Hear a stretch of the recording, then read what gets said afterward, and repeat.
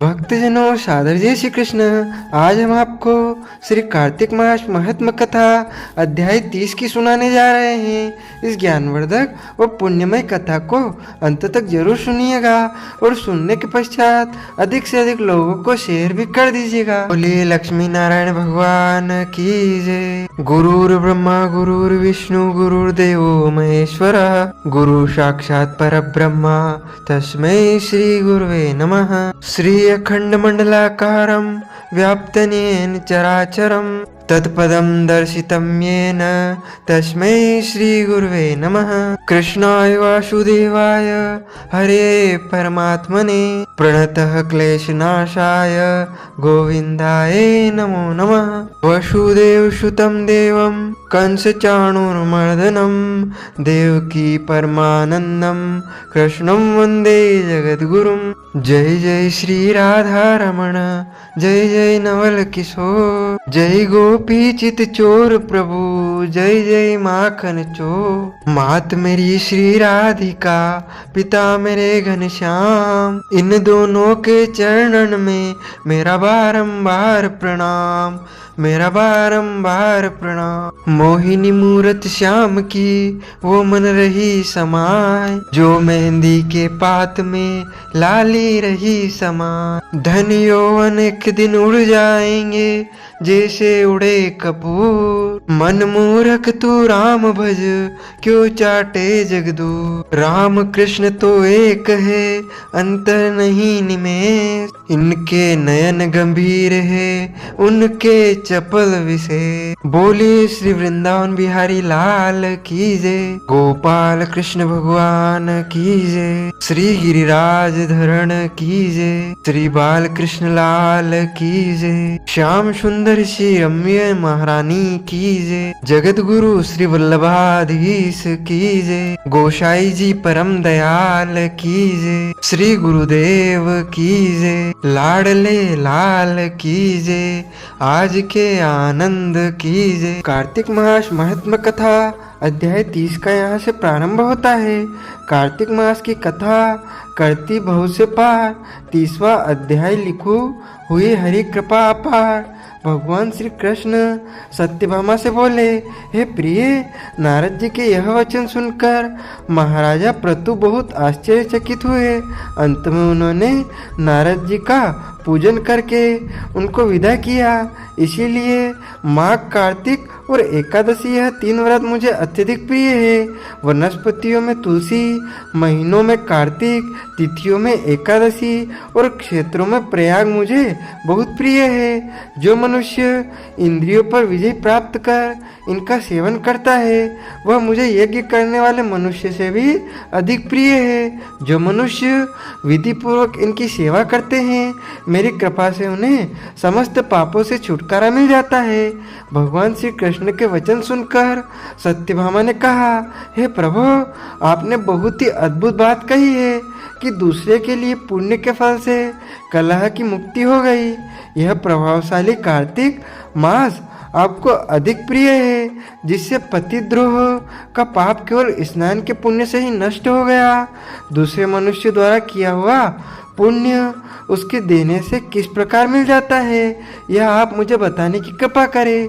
श्री कृष्ण भगवान बोले, प्रिय, जिस कर्म द्वारा बिना दिया हुआ पुण्य और पाप मिलता है उसे ध्यानपूर्वक सुनो।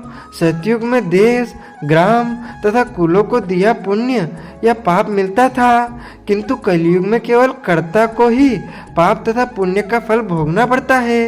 संसर्ग न करने पर भी वह व्यवस्था की गई है। वह संसर्ग से पाप व पुण्य दूसरे को मिलते हैं, उसकी व्यवस्था भी सुनो।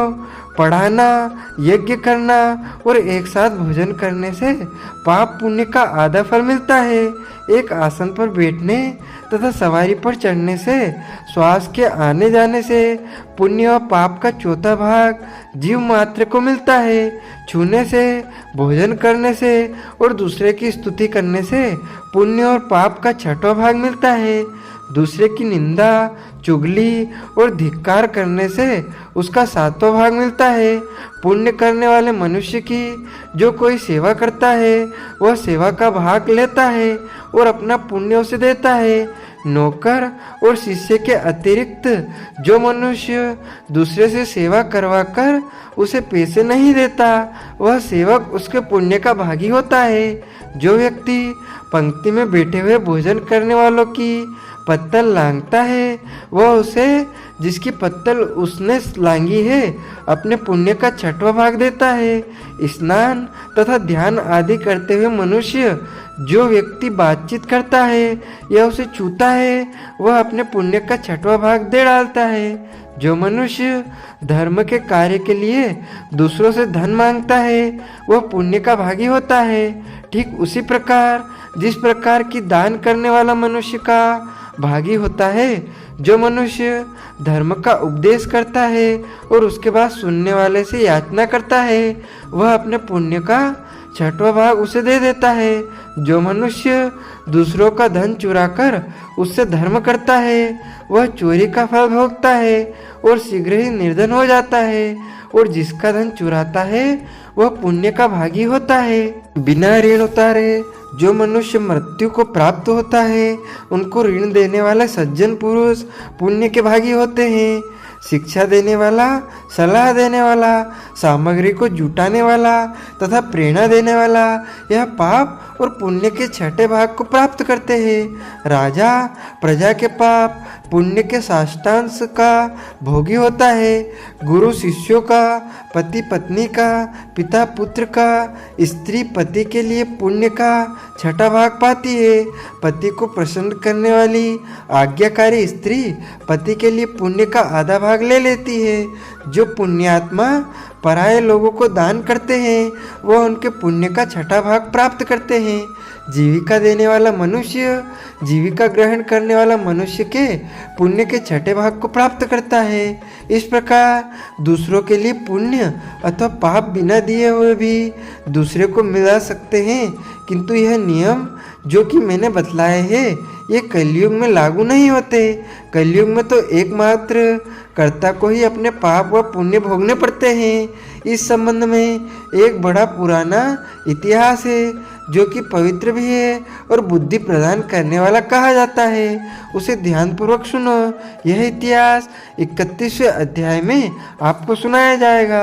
इसी प्रकार यहाँ पर से कार्तिक मास महात्मा कथा अध्याय 30 का समापन होता है। बोली लक्ष्मी नारायण भगवान की जय, गोपाल कृष्ण भगवान की जय। अच्युतम केशवम राम नारायणम श्री कृष्ण दामोदरम वासुदेवम भजे, श्रीधरम माधवम गोपिका वल्लभम श्री जानकी नायकम श्री रामचंद्रम भजे। जानकी मनोहरम सर्वलोक नायकम श्री शंकरादि सेवितम पुण्य नाम कीर्तनम, श्री राम राम राम राम राम नाम दायकम। राम कृष्ण वासुदेवा भक्ति मुक्तिदायकम, राम कृष्ण वासुदेवा भक्ति मुक्तिदायकम। बोलिए गोपाल कृष्ण भगवान की जय, श्री कृष्ण चंद्र भगवान की जय, श्री लक्ष्मी नारायण भगवान की जय, श्री बाके बिहारी लाल